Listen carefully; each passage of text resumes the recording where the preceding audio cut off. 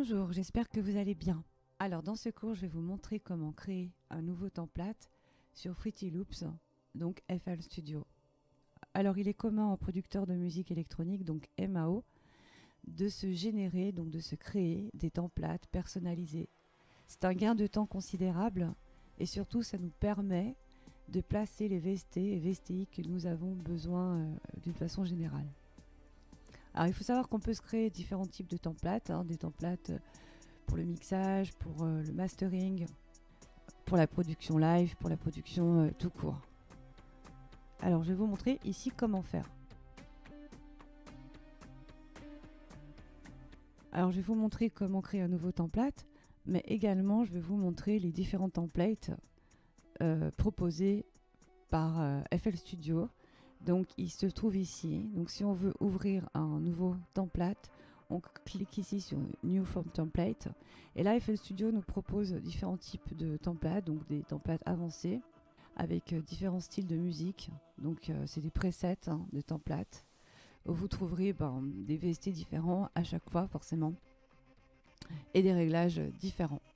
Vous avez les templates minimum avec donc c'est un template basique par exemple avec le limiteur par exemple.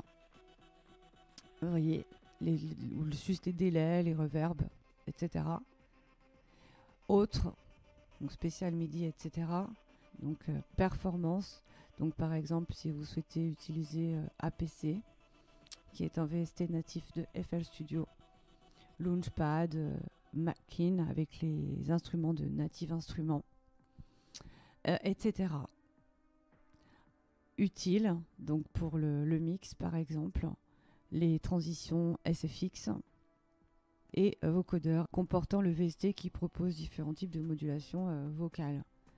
Bien ici dessous, c'est tous les templates que je me suis créés.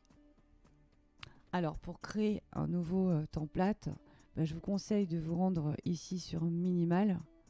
Vous prenez le plus basique, hop. Et là, comme vous pouvez le voir, c'est extrêmement basique, c'est-à-dire qu'il va nous proposer 4 pistes dans le channel rack.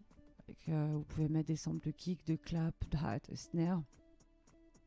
Ensuite, dans le mixeur, il nous a même pas inséré, comme on peut le voir, un limiteur. Ce sera à vous de le mettre. Bien, vous pouvez partir de quelque chose de vierge comme cela, ou peut-être un peu plus avancé, avec au moins un limiteur. C'est ce que je vous conseillerais en tout cas, puisque le limiteur il est essentiel. Après, il ne faut pas oublier de le désactiver parce que pendant le mixage, ça va vous désorienter au niveau du mix. Il est important de partir sur une compression totalement vierge. Donc une limitation totalement vierge. Bien, alors ensuite, ce sera à vous d'y placer ce que vous souhaitez. Par exemple, vous pouvez ici, à la place du kick, le remplacer par le FPC. Vous voyez le VST natif de FL Studio avec les pads. Par exemple, vous pouvez y installer des snares propres à votre type de musique. Mais bon, c'est surtout sur le mixeur qu'on va intervenir, où là, vous pouvez bien entendu placer votre propre limiteur. Vous pouvez intervenir sur les différentes pistes. Par exemple, ici, vous pouvez renommer les pistes. Ici, vous placez le kick, par exemple, et puis vous en choisissez la couleur, par exemple, jaune. Vous faites de même ici, par exemple, en plaçant une basse 808. Là, vous la choisissez, la couleur rouge. Vous pouvez aussi régler les paramètres ici de volume à 50%. C'est mieux, en général, de ne pas dépasser 50% environ pendant le mixage. Bon, pareil pour le master. Vous pouvez aussi, par exemple, déjà intervenir sur vos bus en amont. Ici, créer un bus pour tous les kicks, par exemple. Ou cette fois, allez, on va prendre cette couleur-là. Comme ça, vous avez déjà vos bus de fait. Vous pouvez aussi relier déjà toutes vos pistes, généralement en mono, c'est-à-dire tout ce qui comporte le groove, le kick, la 808, les hi-hats, open hat, clap, etc. Bien dans le bus du kick. Donc dans ce cas, vous simplement sélectionnez la piste en amont. Ensuite, vous cliquez sur le bus. Ensuite, vous cliquez sur le bus et puis vous cliquez ici Route to this tract.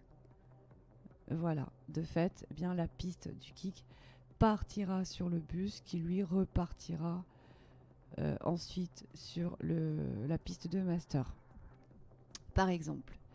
Alors ensuite, au niveau du kick, si vous avez vos habitudes, bon, on peut déjà insérer par exemple un EQ, parce qu'il faut toujours équaliser ces kicks.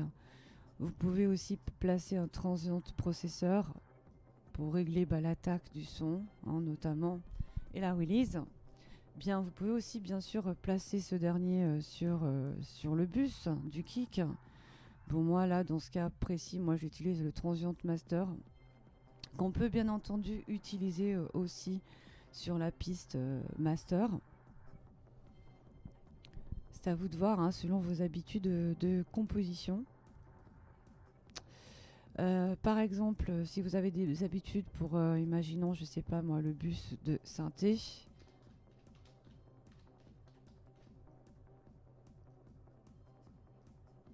Là, c'est pareil, vous pouvez ajouter des réglages spéciaux, comme le FabFilter Pro Q2, par exemple, qui est un plugin plus avancé d'équalisation.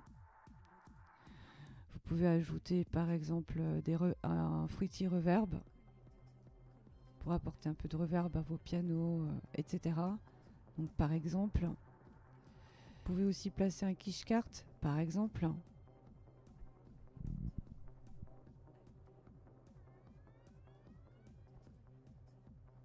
Pour apporter un petit peu de pompage au niveau du volume, un effet de pompage.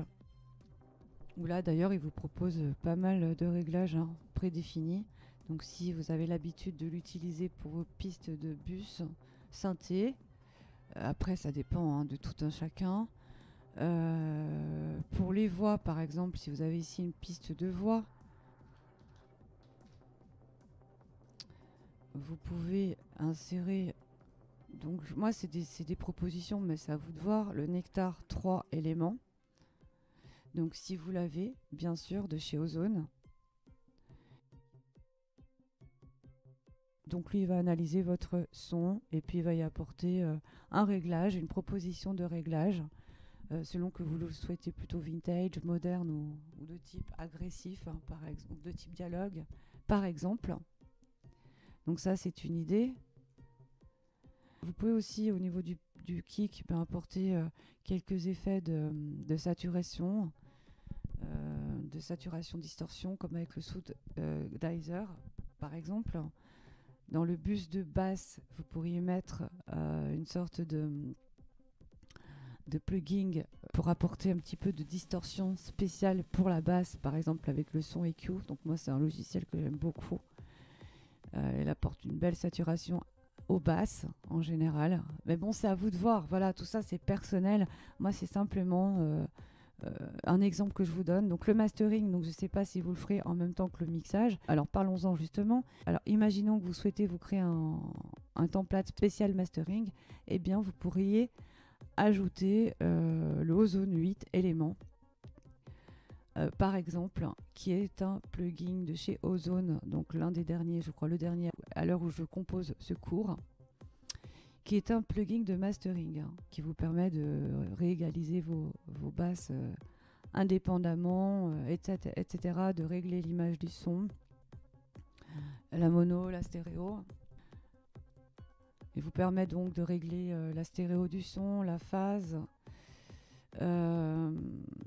d'apporter un petit peu de saturation, etc. Enfin, il est vraiment très très très complet. Vous avez aussi différents presets, justement pour le mastering.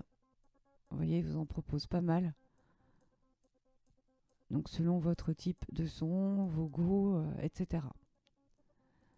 Par exemple, puis bien entendu, il existe tout un tas de plugins pour la masterisation. Vous avez par exemple aussi d'ailleurs le clip shifter qui peut être intéressant et pour apporter un petit peu plus de volume, de gain, donc de gain à votre son. Voilà donc pour mes propositions. Donc une fois que votre template est créé, eh bien il faut vous rendre dans le menu File à gauche. Vous cliquez ici sur Save As. Ensuite, vous rendez ici à gauche sur les documents propres à votre logiciel, votre séquenceur. Donc moi, il est dans mes documents.